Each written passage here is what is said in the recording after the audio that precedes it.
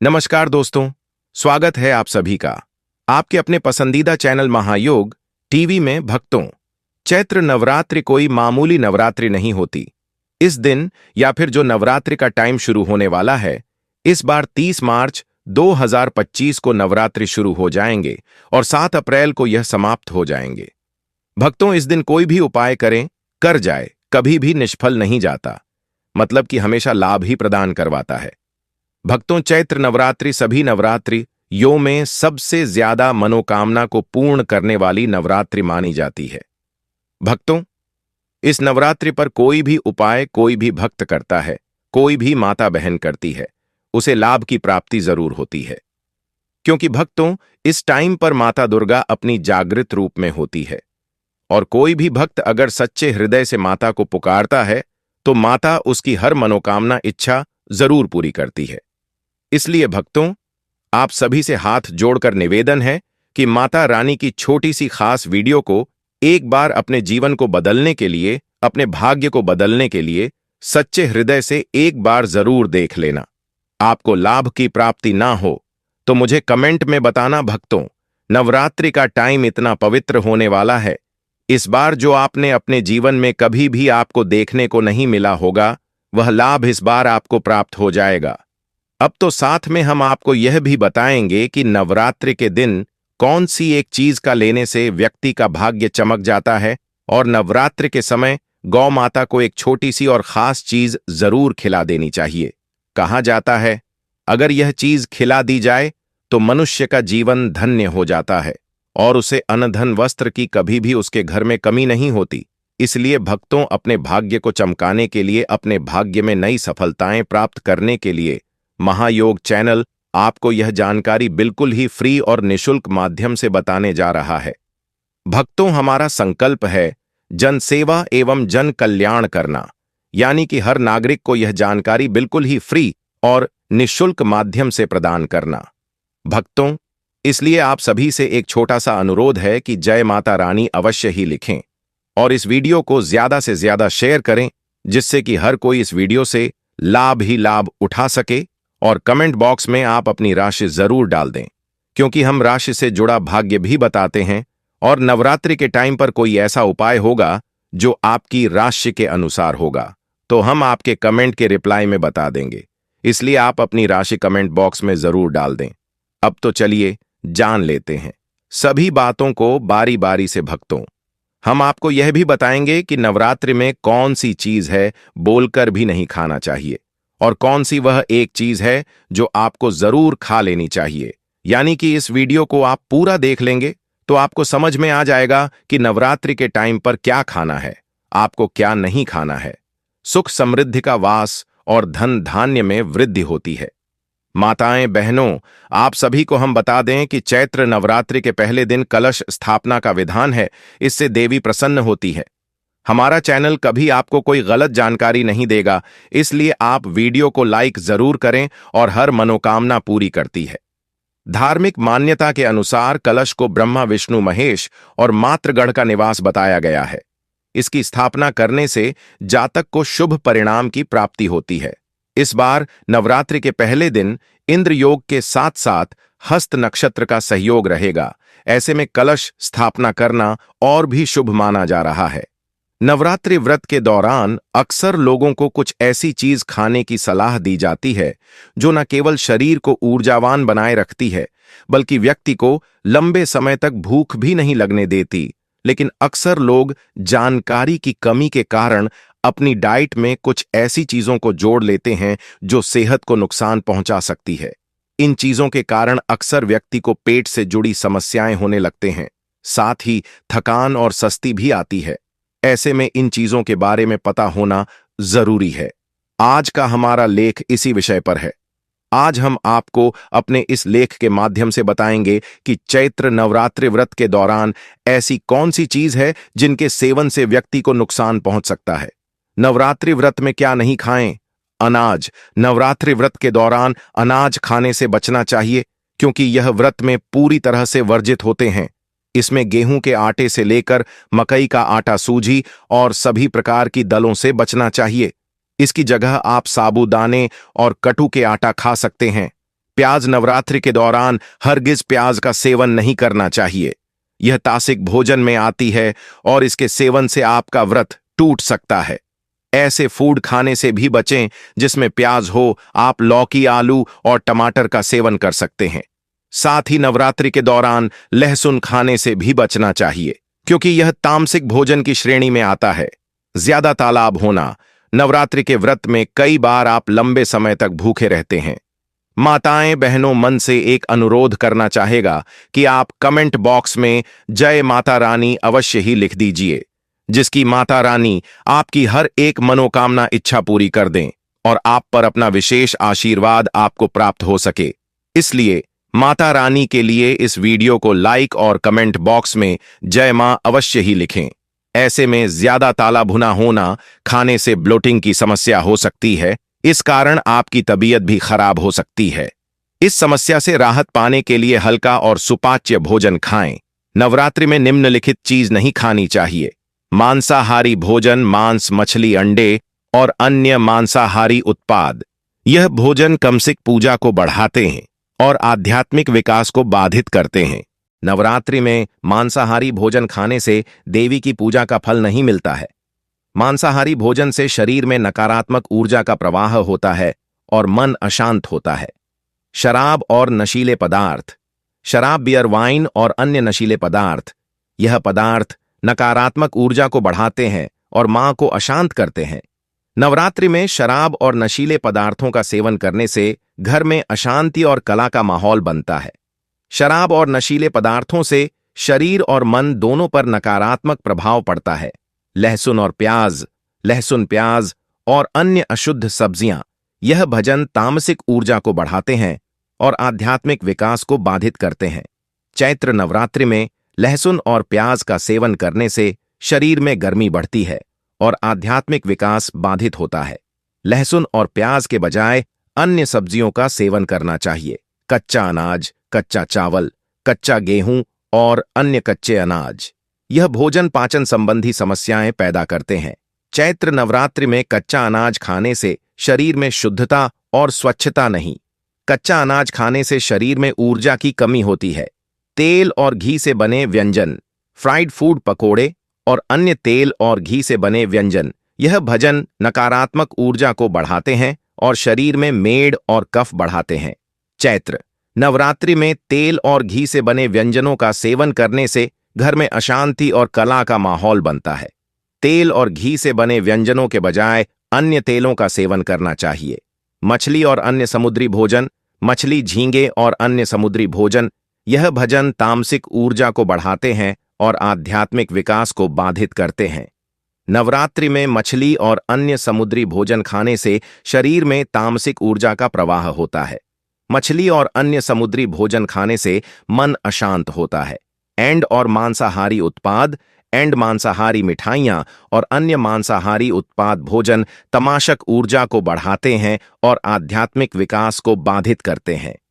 नवरात्रि में एंड नवरात्रि के दौरान इन चीजों को खाने से बच्चे, कुछ लोग नवरात्रों में अपने दिन की शुरुआत फलों के साथ करते हैं, लेकिन नाश्ते में केवल फल खाना सेहत के लिए नुकसानदायक हो सकता है। भक्तों, हमारा चैनल YouTube पर एकमात्र ऐसा चैनल है जो फ्री माध्यम से आप सभी को इतनी ज्ञानवर्धक जानकारी देता है। इसीलिए आप सभी से हाथ जोड़कर निवेदन है कि चैनल की वीडियो को लाइक अवश्य ही कर दीजिए और हर एक माता बहन तक, हर एक सुहागन तक यह वीडियो को जरूर शेयर करें, जिससे कि वह भी इस वीडियो से लाभ ही लाभ उठा सके। और कमेंट बॉक्स में जय माता रानी जरूर लिखें। फल खाने से न केवल शरीर में ब्लड शुगर लेवल तेजी से बढ़ सकता है, बल्कि व्यक्ति को थोड़े ही वक्त में भूख लगा भी शुरू हो जाती है। ऐसे में व्यक्ति को नाश्ते में फलों के साथ साथ सीड्स, ड्राई फ्रूट्स या जूस आदि को भी जोड़ना चाहिए। ऐसा करने से आपकी डाइट नियंत्रित रह सकती है। अक्सर लोग नवरात्रों के व्रत में अपनी डाइट में साबूदाने को जोड़ते हैं। साबूदाने को वह खिचड़ी के रूप में जोड़ते हैं, तो कुछ साबूदाने की टिक्की के रूप में इसका सेवन करते हैं। लेकिन आपको बता दें कि किसी भी चीज की आती हेल्थ को नुकसान पहुंचा सकती है। ऐसा ही कुछ साबूदाने के साथ भी है। यदि साबूदाने की खिचड़ी का सेवन जरूर से ज्यादा किया जाए, तो इससे साबूदाने में पाए जाने वाला स्टार्च शरीर में ग्लूकोज के रूप में बदल जाता है, जिसके कारण शरीर में ब्लड शुगर लेवल तेजी से बढ़ने लगता है। बता दें कि ब्लड शुगर लेवल बढ़ने से शरीर में एनर्जी जी की कमी हो जाती है और व्यक्ति को भूख भी ज्यादा लगती है। ऐसे में व्यक्ति को साबूदाने की खिचड़ी या टिक्की का सेवन सीमित मात्रा में करना चाहिए। हालांकि आप साबूदाने की जगह सामान के चावल या कुत्तों को भी जोड़ सकते हैं। आलू। आप व्रत के आलू दही, आलू जीरा, आलू टमाटर की सब्जी, आलू के पकोड़े इत्यादि बनाकर खा सकते हैं। कद्दू की सब्जी हवा खट्टा मीठा, कद्दू की सब्जी या पकोड़े बनाकर खा सकते हैं। शकरकंदी का हलवा, टिक्की या चाट बनाकर खाया जा सकता है। अरबी या कचालू सूखी अरबी, दही अरबी टिक्की अरबी, कटलेट खाया जा सकता है। रतालू आप सूरन चिप्स, सूरन की सब्जी बनाकर खा सकते हैं। केला या कच्चा केला, कच्चे केले का प्रयोग आप सब्जी केले के फ्री और केले के चिप्स बनाकर खा सकते हैं। कच्चा या आधा पका पपीता, कच्चे पपीते से आप पपीते का हलवा और सलाद बना सकते हैं। टमाटर, आमतौर पर टमाटर को करी या सब्जी में डाला जाता है, इसके अलावा चटनी बनाकर खा सकते हैं। कुछ लोग व्रत में पलक, लौकी, खीरा और गाजर इत्यादि का भी इस्तेमाल करते हैं। कुछ अन्य सामग्री खान की लिस्ट। साबूदाना। उपवास के दौरान साबूदाना कई लोगों का पसंदीदा आहार होता है। आप साबूदाना की खिचड़ी, साबूदाना वड़ा, लड्डू, टिक्की, बेल और खीर इत्यादि बनाकर खा सकते हैं। मखाना या फूल मखाना, मखाना की खीर, भुना हुआ मखाना, आलू मखाना खा सकते हैं। सभी तक ड्राई फ्रूट्स, सभी तरह के फल, दूध से बनी समग्र इमली को कम। यदि आप नवरात्रि का उपवास रख रहे हैं तो ब्रह्मचर्य व्रत का पालन करें। इन 9 दिनों में झूठ नहीं बोलना चाहिए और क्रोध नहीं करना चाहिए। इन 9 दिनों में किसी भी प्रकार से किसी महिला या कन्या का अपमान ना करें। इन 9 दिनों में यदि आप उपवास नहीं भी कर रहे हैं तो भी आपको गुटखा पान, मद्यपान, मांस भक्षण और मसालेदार भोजन नहीं करना चाहिए। व्रत में बार बार जल पीने से भी बचना चाहिए। अधिकतर लोग 2 समय खूब हरियाली खाकर उपवास करते हैं। ऐसा करने से व्रत का फल नहीं मिलता है। उपवास को उपवास के तरीके से ही करना चाहिए। नवरात्रि के दौरान रसों, प्रवास, फैलू उपवास, लघु उपवास, एढ़ उपवास और पूर्ण उपवास किया जाता है। जिसकी जैसी क्षमता होती है वह वैसा उपवास करता है। व्रत में यात्रा, सहवास, वार्ता, भजन, गाली बकना आदि त्याग कर नियम पूर्वक व्रत रखना चाहिए तो ही उसका फल मिलता है। परंतु कई लोग ऐसा नहीं करते हैं। अशोक अवस्था में व्रत नहीं करना चाहिए। जिसकी शारीरिक स्थिति ठीक ना हो, व्रत करने से उत्तेजना बढ़े और व्रत रखने पर व्रत भंग होने की संभावना हो, उसे व्रत नहीं करना चाहिए। राजस्वरा स्त्री को भी व्रत नहीं रखना चाहिए। यदि कहीं पर जरूरी यात्रा करनी हो तब भी व्रत रखना जरूरी नहीं है। युद्ध के जैसी स्थिति में भी व्रत त्याग्य है। माता जी का व्रत रखकर शास्त्र सम्मत विधिवत पूजा अर्चना करना चाहिए। माता बहनों, वीडियो को लाइक जरूर कर दें और चैनल को सब्सक्राइब ना किया हो तो जरूर कर दें। व्रत को बीच में ही तोड़ना नहीं चाहिए। यदि कोई गंभीर बात हो तो ही माता से क्षमा मांगकर ही व्रत तोड़ा जा सकता है। अधोपास अर्थात यदि एक समय भोजन करने का व्रत ले रखा है तो यह भी जानना जरूरी है कि भोजन में क्या खान और क्या नहीं खाना चाहिए। जैसे नवमी के दिन लौकी नहीं खाते हैं, सप्तमी, अष्टमी या नवमी के दिन व्रत का पारण कर रहे हैं तो व्रत का उद्यापन जरूर करें और 9 कन्याओं को भोजन कराकर उन्हें दक्षिण देना चाहिए। तभी व्रत का फल मिलता है जो आपको रोज सुबह चैत्र नवरात्रि के दौरान करने चाहिए। मित्रों, आगे बढ़ने से पहले आप सभी से हाथ जोड़कर निवेदक, चैनल की इस वीडियो को आप लाइक जरूर कर दें और हर एक उसे माता बहन का जरूर शेयर करें, यानी कि जिसके जीवन में दुख समस्या खत्म होने का नाम नहीं रहे हैं। व्यक्ति को यह वीडियो की जरूरत है जिससे कि हर कोई इस वीडियो से लाभ ही लाभ उठा सके और वीडियो को लाइक और शेयर जरूर करे। साथ ही साथ कमेंट के नीचे जय मां दुर्गा जरूर लिखें। मां दुर्गा के दरबार के अंदर आपकी हाजिरी लग जाए। आप बात करते हैं आपको कौन से उपाय करने चाहिए दोस्तों। नवरात्रि का दौरान पिता का दिन होता है, अच्छा पवित्रता का दिन होता है। माताएं बहनों, हमारा चैनल आपको कभी कोई गलत जानकारी नहीं देगा, इसलिए आप सच्ची हृदय से वीडियो को लाइक जरूर करें और ज्यादा से ज्यादा शेयर करें जिससे कि माता दुर्गा की यह वीडियो भारत की हर कोने में पहुंच सके। क्योंकि हमारा यह संकल्प है कि भारत की हर कोने में हमारे YouTube चैनल की यह वीडियो पहुंची और उससे वह लाभ ही लाभ हर माता बहन इस वीडियो से लाभ ही लाभ उठा सके। इसीलिए आप इस वीडियो को ज्यादा से ज्यादा शेयर करें और कमेंट बॉक्स में जय मां दुर्गा अवश्य ही लिखें, जिससे कि माता दुर्गा की कृपा आप पर एवं आपके पूरे परिवार पर हमेशा ही बनी रहे। जय मां दुर्गा। तो इस बात का आपको जरूर ध्यान रखना चाहिए कि नवरात्रि की जो भी सुबह होती है आपको ब्रह्म मुहूर्त के अंदर ही उठ जाना चाहिए। नवरात्रि को देर तक आपको नहीं सोना चाहिए, क्योंकि साक्षात मां दुर्गा सुबह धरती भ्रमण के लिए निकलती है और जिस घर के अंदर एक्टिव एनर्जी होती है वहां पर अपने आप ही मां दुर्गा प्रवेश कर जाती है और अपने कामों के अंदर लग जाए। आप नवरात्रि के दौरान इस बात का जरूर ध्यान रखें कि नवरात्रि के दौरान इन 9 दिनों के अंदर सुबह भगवान सूर्यदेव को जल अर्पित जरूर करें। और नवरात्रि के दौरान दोस्तों, अगर आप सूर्यदेव को जल अर्पित करते हैं तो उसके अंदर लाल चीज जरूर डालें, ताकि मां दुर्गा का आपके संपूर्ण आशीर्वाद प्राप्त होगी। या पूजा पाठ से जुड़ी किसी भी तरह की कोई लाल एक चिमटी चीज आप डालकर भगवान सूर्यदेव को अर्थ दे सुबह के समय। दोस्तों, आपकी कुंडली के अंदर सूर्यदेव कितने मजबूत होंगे कि समझ लीजिए कि आपके जीवन के अंदर खुशियों की झोली भर जाती है। और नवरात्रि के दौरान यह उपाय बलवती हो जाता था। दुगना प्रभाव आपको देखने को मिलता है। शक्ति के दौरान रखें।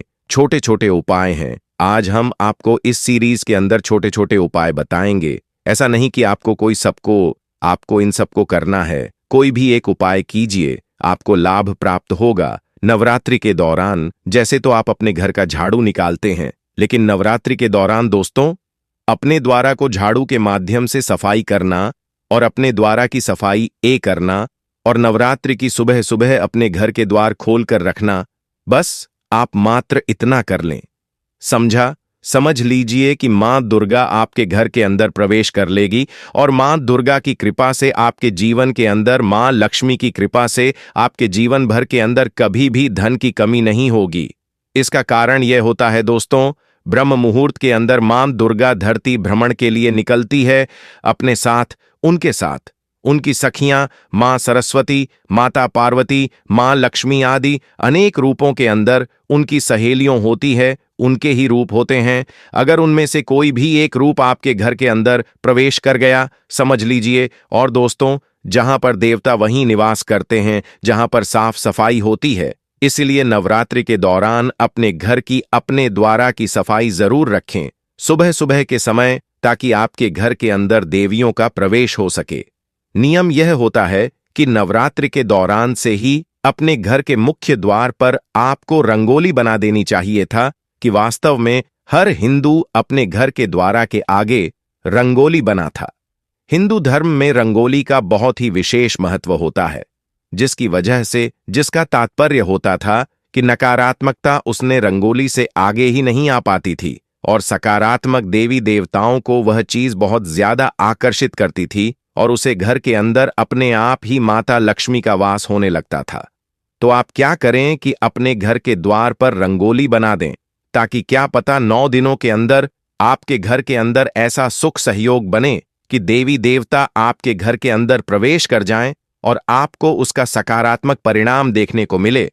तो आप रंगोली का निर्माण नवरात्रों के दौरान जरूर कीजिए, कि अगर आपके जीवन के अंदर आपको धन की कमी का बहुत ज्यादा सामना करना पड़ रहा था, परिवार के अंदर आए दिन की लड़ाई झगड़ा होता रहता था, आप चाहते थे कि वह लड़ाई झगड़ा कैसे करके समाप्त हो जाए, तो दोस्तों, इस नवरात्रि के दौरान आप इन चीजों से छुटकारा पा सकते हैं।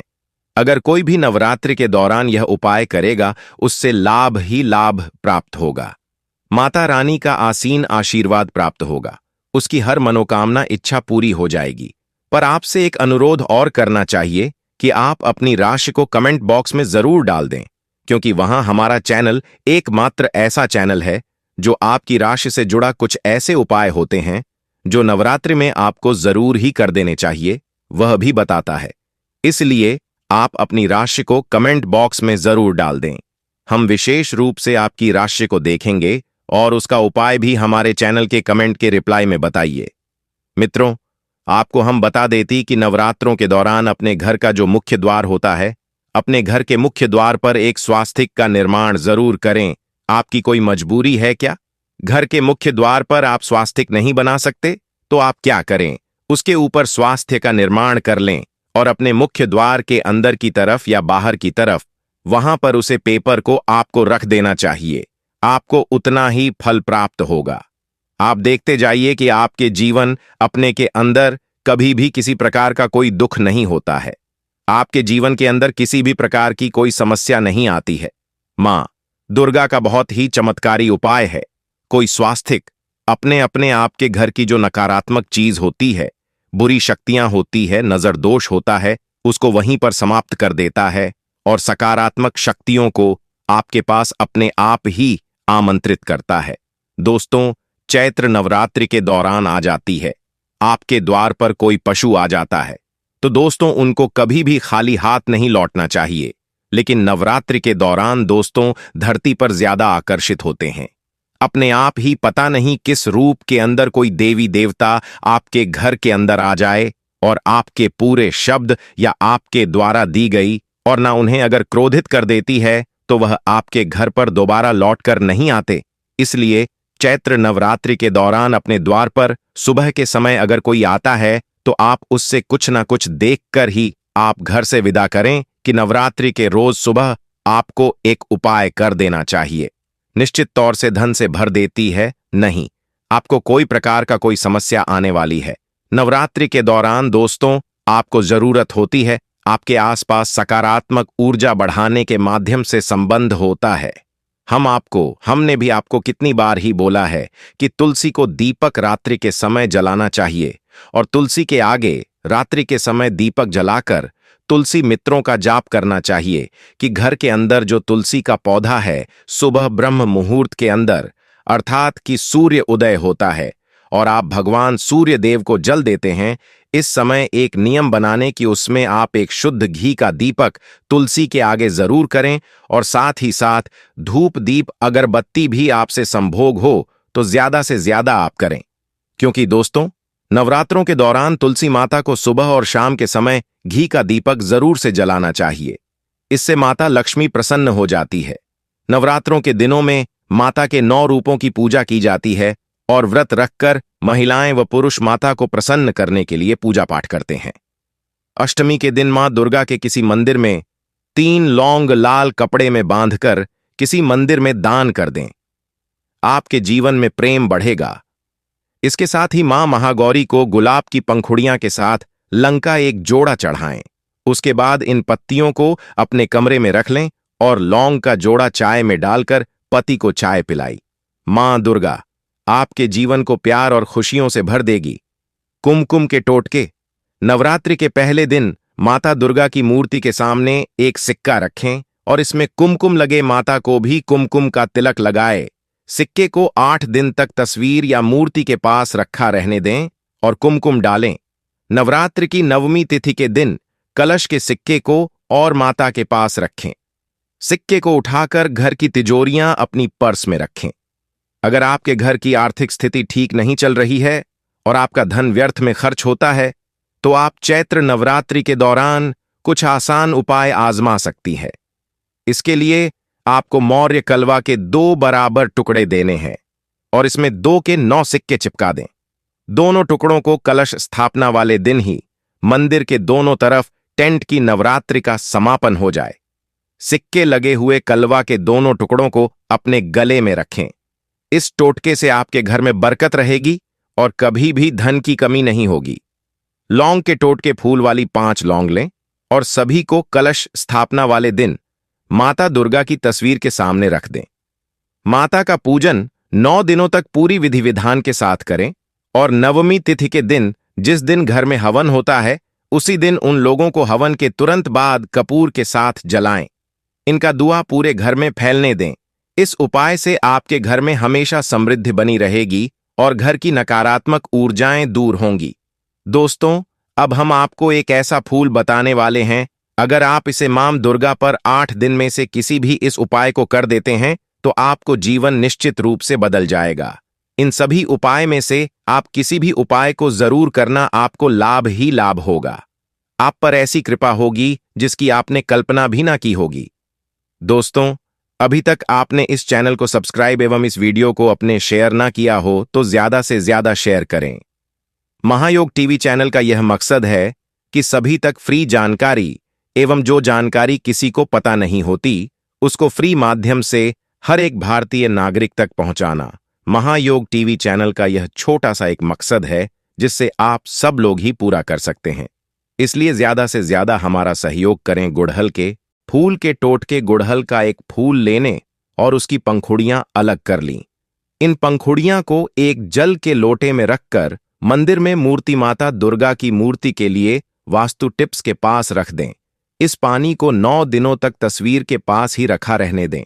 नवरात्रि तिथि समापन और कलश के बाद इस पानी को पूरे घर में छिड़क दें और गुड़हल की पंखुड़ियां को धूप में सुखाकर अपनी तिजोरी में रखते हैं।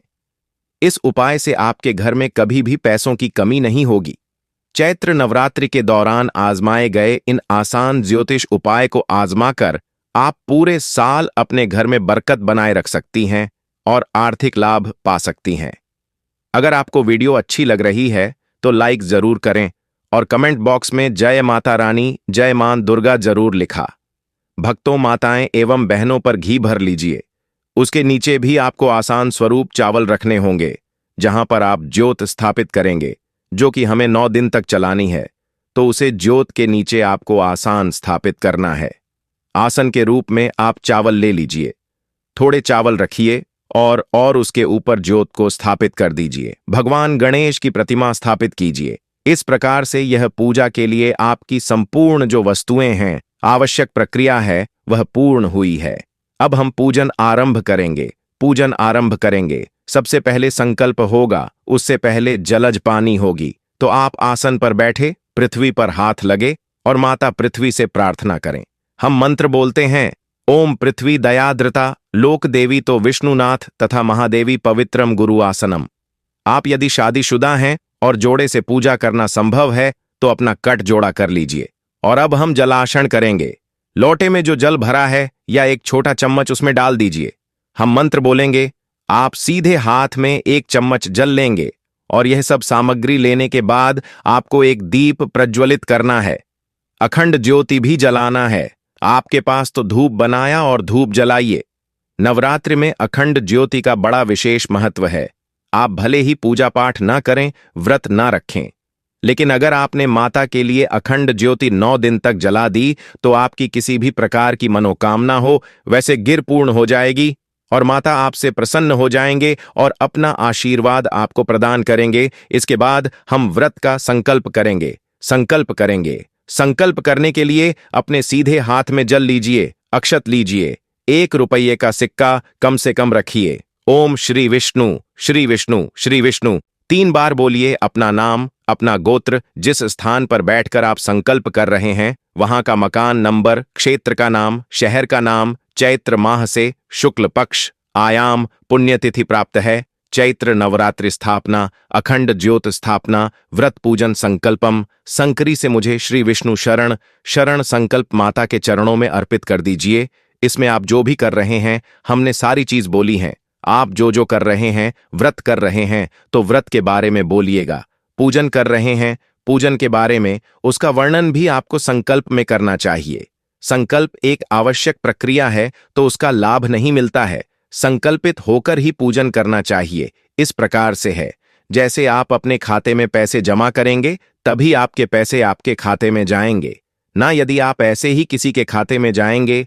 इसी प्रकार से जब आप पूजन कर रहे हैं, संकल्प में आपको लेकर ही संकल्प किया जाता कि आप कौन हैं, कहां पर हैं, किस स्थान पर बैठे हैं, किस गोत्र से हैं और किस देश की पूर्ति के लिए क्या कार्य करें। यह करवाना है तो संकल्प करके करें। संकल्प करने के बाद अब हम पूजन करेंगे। सबसे पहले गणेश जी का पूजन किया जाए। गणेश जी का पूजन आरंभ करते हैं। सबसे पहले गणेश जी का आवाहन कीजिए। जयते गणेश जी महाराज की जय। गणेश जी का अपने आवाहन किया। अब हम गणेश जी का पूजन करेंगे। गणेश जी को आसन प्रदान कीजिए। आसन के लिए आप अक्षत वहां पर अर्पित कीजिए। एक जल दीजिए। ऐसा कीजिए। कोई कटोरी गणेश जी के सामने भी रख दीजिए। सभी जगह पर एक पत्र रख दीजिए। 1 चम्मच से जल छोड़ने जाएगा। इसके बाद आपको गणेश महाराज गैरोली कुमकुम से तिलक लगाना है, धूप दिखाना है और एक फूलों की मामला अवश्य ही चढ़ा देना है। इसी के साथ साथ आपको गणेश जी को लड्डू का भोग लगाना है, क्योंकि गणेश जी को लड्डू बहुत ही अत्यंत प्रिय हैं। इस प्रकार आप गणेश जी गजानन महाराज की पूजा कर लेंगे। इसके बाद आपको माता का पूजन करना है, माता का पाठ करना है। पूर्ण श्रद्धा भाव से महिलाएं नवरात्रि का व्रत रखती हैं। इसके अलावा पुरुष भी नवरात्रि का व्रत रख सकते हैं। नवरात्रि के व्रत में फलाहार कर सकते हैं। कुछ लोग होते हैं जो बिना फलाहार के ही व्रत रखते हैं, तो वह आप अपने हिसाब से रख सकते हैं। व्रत में आपको किसी भी प्रकार के तानसेन पूजा का प्रयोग नहीं करना है। आपको व्रत में हमेशा ब्रह्मचर्य का ही पालन करना है। किसी गरीब को सताना नहीं है और हो सके जितना हो सके दान करना है। दान का नवरात्रि के दिनों में बड़ा विशेष ही महत्व है, इसलिए इस दिन हमें दान करना है। पूजा पाठ करने के साथ साथ दोस्तों हमें इस बात का भी ध्यान रखना है कि हमें नवरात्रि के 9 दिन तक मनाई जाती है। इन 9 दिनों में हमें घर में किसी प्रकार का लड़ाई झगड़ा क्लेश नहीं करना है और शाम के समय और सुबह के समय माता की आरती करना है। आरती में आप कपूर लेकर एक दीपक में रख लीजिए और प्रसाद के रूप में आप मिठाई लड्डू ले लीजिए और सुबह शाम माता की 9 दिनों तक आरती कीजिए और 9 दिन कम से कम 9 कन्याओं को भोजन करवाइए। 9 कन्याओं को अगर आपने भोजन कर दिया तो समझो नव दुर्गा माता ने आपके घर पूजन कर लिया। भोजन करने के बाद 9 कन्या को दक्षिण के रूप में कुछ न कुछ दीजिएगा और उन्हें एक चुन्नी लाल कलर की चुनरी माता की चुन्नी कन्याओं को अर्पित कीजिएगा। पैर छूकर उनका आशीर्वाद लीजिए और जो आपने कलश स्थापित किया था उसे कलश को किसी पवित्र नदी में जाकर स्थापित कर दीजिए। इसी के साथ आपको माता के